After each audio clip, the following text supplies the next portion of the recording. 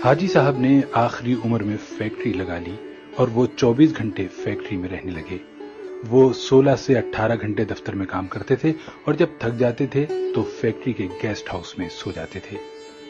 हाजी साहब के मिजाज की ये तब्दीली सबके लिए हैरान कुन थी। वो 30 बरस तक दुनियादारी, कारोबार और रुपए पैसे से अलग थलग रहे थे। उन्होंने ये अरसा इबादत और रियाजत में गुजारा था और अल्लाह ताला ने उन्हें इस रियाजत का बड़ा खूबसूरत सिला दिया था। वो अंदर से रोशन हो गए थे। वो सुबह 8 बजे अपनी बैठक खोलते थे और रात गए तक उनके गिर्द लोगों का मजमा रहता था। लोग अपनी अपनी हाजत लेकर उनके पास आते थे। वो उनके लिए दुआ का हाथ बुलंद कर देते थे और अल्लाह ताला साइल के मसाइल हल फरमा देता था। अल्लाह ताला ने उनकी दुआओं को कबूलियत से सरफराज कर रखा था, लेकिन फिर अचानक हाजी साहब की जिंदगी ने पलटा खाया।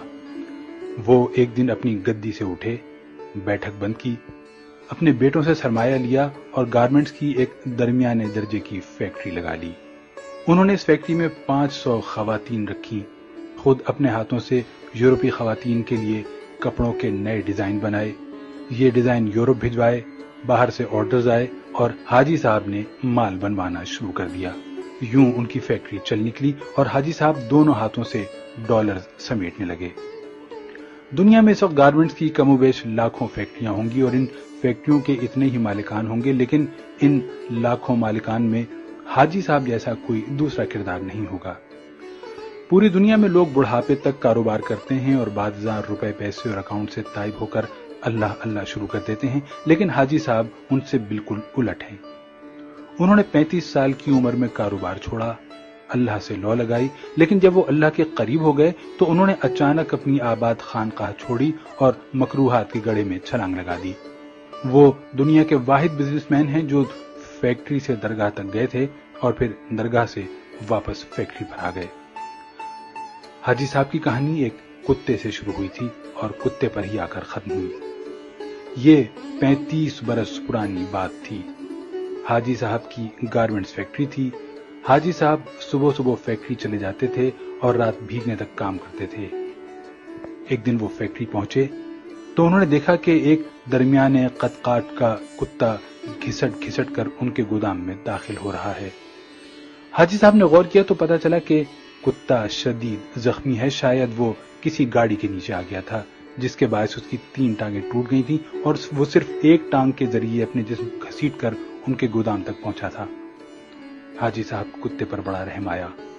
उन्होंने सोचा वो कुत्ते को जानवरों के किसी डॉक्टर के पास ले जाते हैं, उसका इलाज कराते हैं और जब कुत्ता ठीक हो जाएगा तो वो उसे गली में छोड़ देंगे।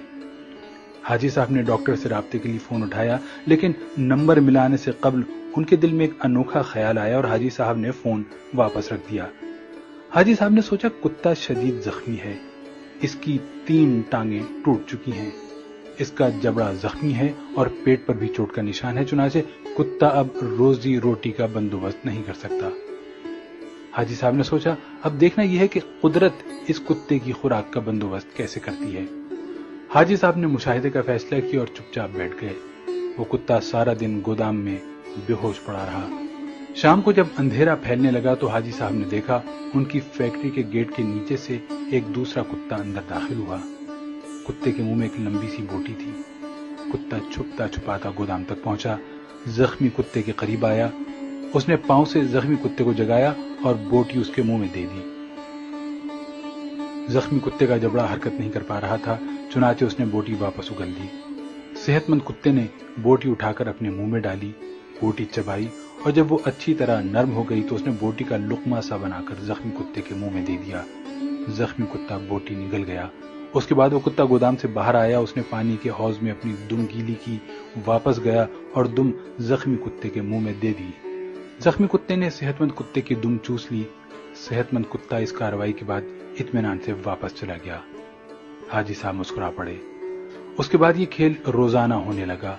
रोज कुत्ता आता, जख्मी कुत्ते को बोटी खिलाता, पानी पिलाता और चला जाता। हाजी साहब कई दिनों तक ये खेल देखते रहे। एक दिन हाजी साहब ने अपने आप से पूछा, वो कुदरत जो इस जख्मी कुत्ते को रिज़्क फराहम कर रही है, क्या वो मुझे 2 वक्त की रोटी नहीं देगी? सवाल बहुत दिलचस्प था। हाजी साहब रात तक अपने اس سوال کا جواب تلاش کرتے رہے یہاں تک کہ وہ توکل کی حقیقت بھانپ گئے۔ انہوں نے فیکٹری اپنے بھائی کے حوالے کی اور تارک الدنیا ہو گئے۔ وہ مہینے میں 30 دن روزے رکھتے اور صبح صادق سے اگلی صبح کاذب تک رکوع و سجود کرتے۔ وہ برسوں اللہ کے دربار میں کھڑے رہے۔ اس عرصے میں اللہ انہیں رزق بھی دیتا رہا اور ان کی دعاؤں کو قبولیت بھی، یہاں تک کہ وہ صوفی بابا کے نام سے مشہور ہو گئے اور لوگ ان کے پاؤں کی خاک کا تعویذ بنا کر گلے میں ڈالنے لگے۔ لیکن پھر ایک دوسرا واقعہ پیش آیا اور صوفی بابا دوبارہ حاجی صاحب ہو گئے۔ یہ سردیوں کی ایک نیم گرم دوپہر تھی۔ صوفی بابا کی بیٹھک میں درجنوں عقیدت مند بیٹھے ہوئے تھے۔ صوفی بابا ان کے ساتھ روحانیت کی رموز شیئر کر رہے تھے۔ باتوں ہی باتوں میں صوفی بابا نے کتے کا قصہ چھیڑ دیا اور اس قصے کے آخر میں حاضرین کو بتایا، رزق ہمیشہ انسان کا پیچھا کرتا ہے، لیکن ہم بے وقوف انسانوں نے رزق کا پیچھا شروع کر دیا ہے۔ اگر انسان کی توکل زندہ ہو تو رزق انسان تک ضرور پہنچتا ہے، بالکل اس کتے کی طرح جو زخمی ہوا تو دوسرا کتا اس کے حصے کا رزق لے کر اس کے پاس آ گیا۔ میں نے اس زخمی کتے سے توکل سیکھی، میں نے دنیا داری ترک کی اور اللہ کی راہ میں نکل آیا۔ آج اس راہ کا انعام ہے، میں آپ کے درمیان بیٹھا ہوں۔ ان 30 برسوں میں کوئی ایسا دن نہیں گزرا جب اللہ تعالیٰ نے کسی نہ کسی وسیلے سے مجھے رزق نہ دیا ہو یا میں کسی رات بھوکا سویا ہوں۔ میں ہمیشہ اس زخمی کتے کو تھینک یو کہتا رہتا ہوں جس نے مجھے توکل کا سبق سکھایا تھا۔ صوفی بابا کی محفل میں ایک نوجوان پروفیسر بھی بیٹھا تھا۔ پروفیسر نے جینز پہن رکھی تھی اور اس کے کان میں MP3 کا ایئر فون لگا ہوا تھا۔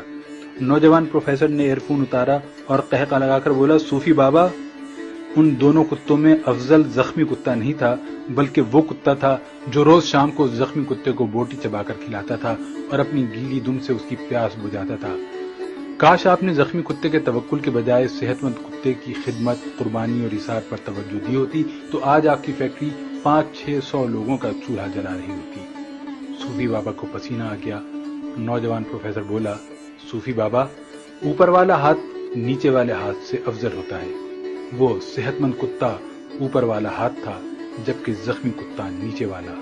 افسوس، آپ نے نیچے والا ہاتھ تو دیکھ لیا لیکن آپ کو اوپر والا ہاتھ نظر نہیں آیا۔ میرا خیال ہے کہ آپ کا یہ سارا تصوف اور سارا توکل خود غرضی پر مبنی ہے، کیونکہ ایک سخی بزنس مین 10,000 نکمے اور بے ہنر درویشوں سے بہتر ہوتا ہے۔ نوجوان اٹھا، اس نے سلام کیا اور بیٹھک سے نکل گیا۔ حاجی صاحب نے 2 رکعت نفل پڑھے، بیٹھک کو تالا لگایا اور فیکٹری کھول لی۔